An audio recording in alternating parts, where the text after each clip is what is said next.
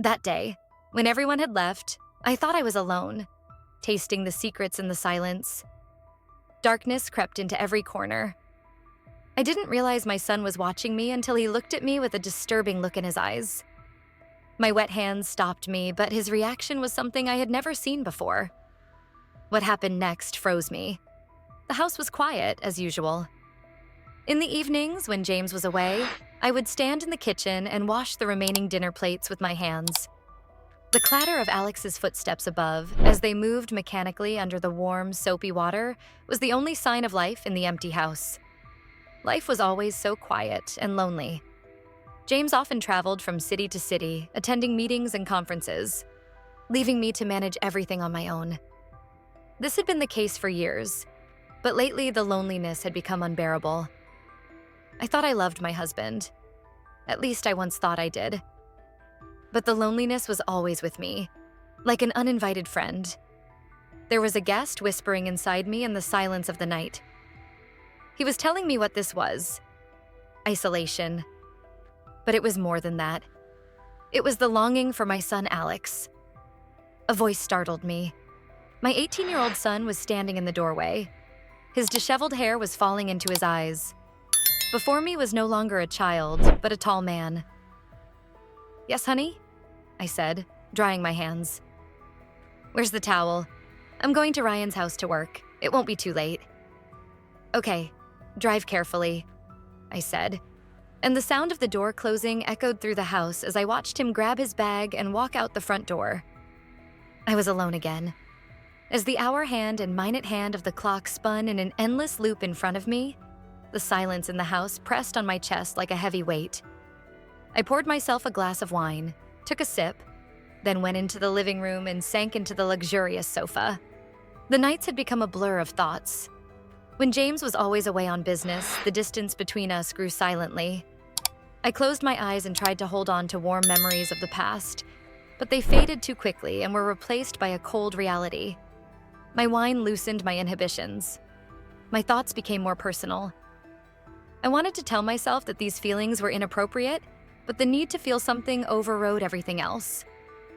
The dim lights and drawn curtains that filled the living room didn't feel safe. But there was no one to judge me. I wanted to feel real, to feel alive. Just as I was immersed in these feelings, the sound of the front door opening shattered this fragile moment. The cocoon I had built around myself shook. My eyes widened in panic. My heart was beating like crazy.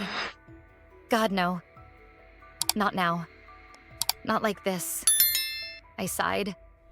"Mom?" Alex's voice nailed me to the floor. Trying to pull myself together, I grabbed the nearest blanket and threw it over me, but it was too late. Alex was standing frozen in the doorway. His face was a strange mixture of shock and confusion. His eyes were wide open. In that moment, he had seen everything, understood everything. Neither of us spoke for a while, the air between us heavy with unspoken words. "I didn't know you were back," I stammered, my voice shaking. "I forgot my charger," Alex said, his voice barely above a whisper. His eyes darted back and forth between me and my hands gripping the blanket tightly. He knew what I had done, and that told me so much more. A humiliating, awkward silence filled the room. The weight of the moment was crushing me. I felt the heat rising through my body, my cheeks burning with a combination of shame and embarrassment. In that moment, I wanted to die and disappear. I realized that Alex was opening his mouth, trying to say something, but his words were stumbling. "Okay," I said, interrupting him. My voice was shaking. It's not what it looks like." Liar. I thought to myself, this is exactly what it looks like. But we both knew it was real. Alex's hand holding the charger hung in the air. He turned back and gripped the phone. The room suddenly felt stiflingly small. The air was heavy with unspoken tension. Alex just stood there looking at me, and I was dying of embarrassment. I pulled the blanket tighter around me, waiting for the awkward moment to dissolve and for Alex to leave the room. "You must be working," I said in a shaky but determined voice. I needed him to leave now. Alex blinked as if coming out of a stupor. Yes, yes, he said, nodding. He turned quickly and left the room. I heard his footsteps moving away up the stairs, followed by the gentle closing of the bedroom door. I exhaled and sank back down on the couch, my heart beating wildly in my chest. My thoughts were racing with the impossibility of what was happening. How could I look Alex in the face? I couldn't do anything but wish I could forget this ever happened. I pressed my hands to my face, hoping my embarrassment would subside. He hadn't really seen anything, had he? No, he must have. But he could have looked away too quickly. Still, his expression bothered me. There was curiosity, confusion, and something else I couldn't put a name to. I felt vulnerable and strangely shrunken, the minutes passing painfully slowly. I thought about going upstairs and talking to him. Maybe I could clear everything up, but how could I make it less awkward? Worse, no words I could say would improve the situation. Instead, I decided to go to bed early, hoping that sleep would bring some kind of clarity. But sleep, I later realized, was just an escape. The next morning, the events of that night loomed over me like a shadow in every corner of the house. My appetite was almost non-existent as I chopped vegetables in the kitchen to keep myself occupied.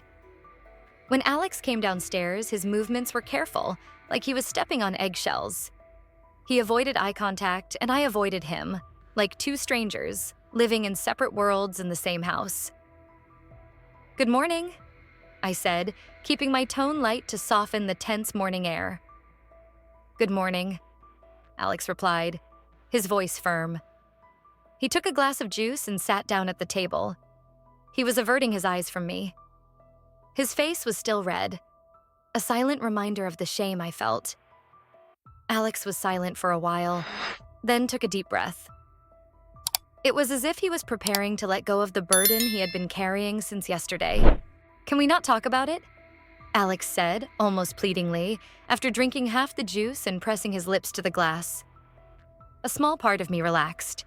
At least Alex's silence would ensure that I wouldn't have to explain. But then he interrupted me by saying, "There's nothing to explain, Mom." His face was flushed as he looked up at me, and his words came out in a rush. "It's okay. You don't have to feel weird about it. I mean, everyone does things like that." I blinked, caught off guard by his frankness. I was taken aback by his words.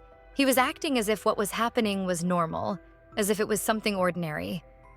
But then he added, "Of course, you're my mom, so it's different."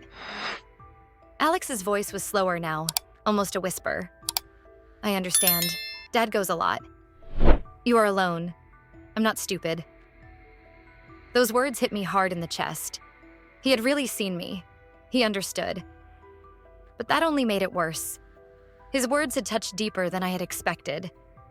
I lowered my eyes, my hands gripping the edge of the sink, trembling slightly.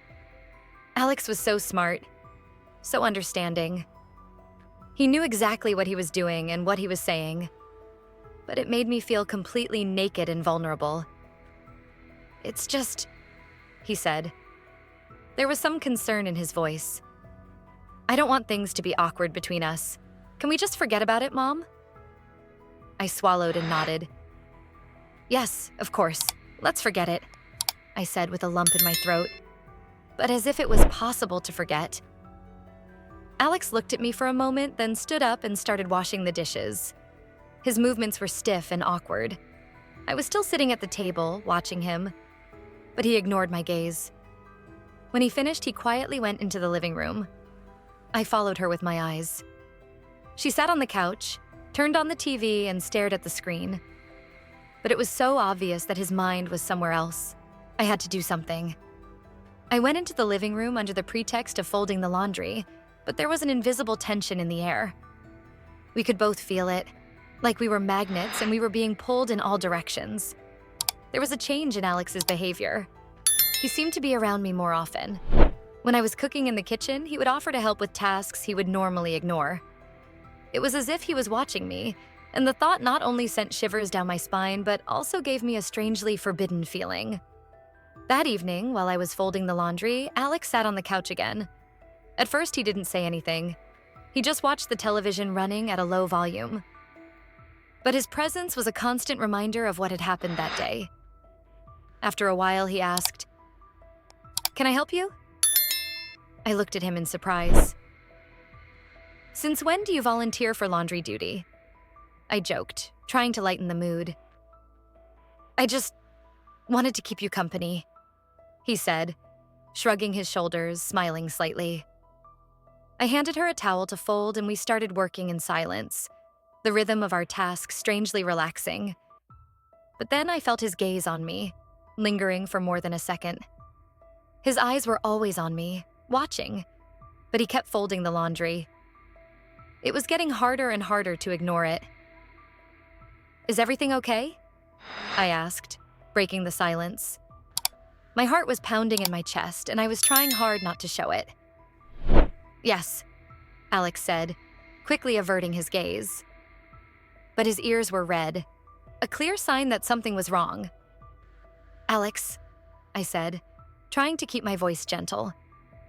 "If there's something you want to talk about, you can tell me." I was offering him a chance to confess, but at the same time, I was afraid of what he might say. If you are curious about the continuation, don't forget to subscribe to our channel and leave a comment.